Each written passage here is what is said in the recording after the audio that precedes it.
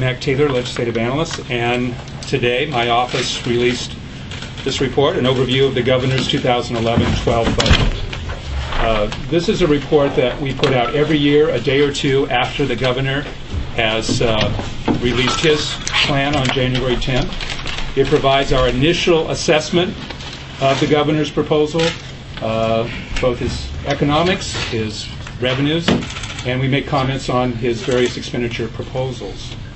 Let me just provide a few comments and I'll be happy to answer your questions.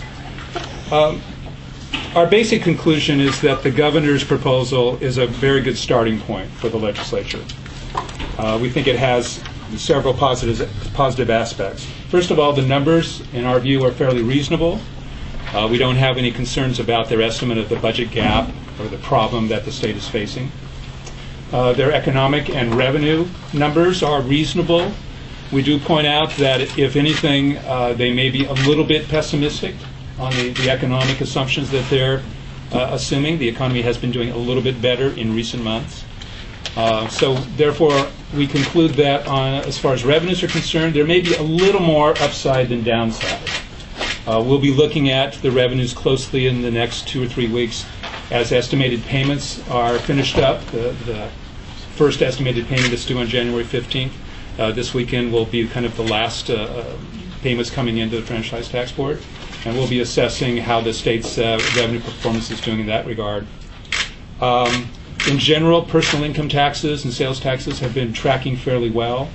The big question marks are really on the corporate tax and on what happens with capital gains. So that's something that we'll be looking at over the next several weeks. The governor's proposal includes some substantial spending reductions in almost all major areas, and we think that's going to be necessary if we're going to have any chance of balancing this budget. His tax package includes, in our view, some sound tax proposals, things that we have recommended in the past, such as the mandatory single sales factor, the elimination of the enterprise zone, the credits. We do raise more serious concerns about what you do with the tax rates on personal income taxes and sales taxes. They are some of the highest in the country, so we are a little concerned still that the continuation of the taxes at those levels certainly don't help our economy. The same token, the trade-offs are you would have to cut another 10 to 12 billion in spending. So we think that the governor's proposal does merit serious consideration.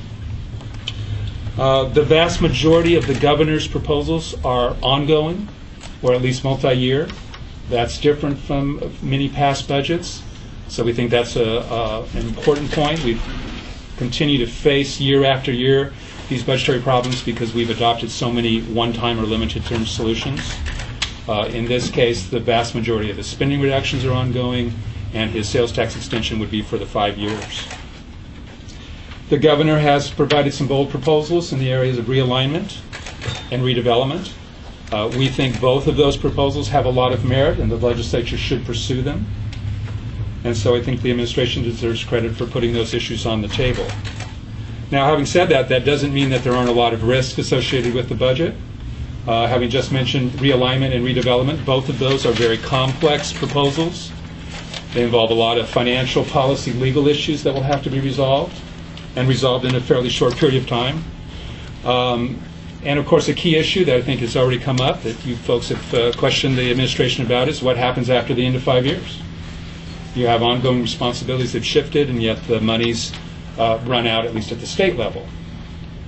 There's lots of details that we're still waiting for. We don't want to be too harsh on the administration, which has just taken office a short period of time ago. But we are going to have to get information quickly, especially if the legislature decides to act on the administration's time frame of getting a budget in place at around the start of March. There's clearly a lot riding on the election. There's a huge part of his budget plan is contingent on the voters approving those extensions. First of all, getting them on the ballot, and then having them approved by voters. So there's clearly a lot of work that still needs to be done, but as we say, it's a good starting point. And my office is obviously here to help the legislature in trying to craft a budget that is balanced both in the near term and in the longer term. And with that, my colleagues and I would be happy to answer your questions.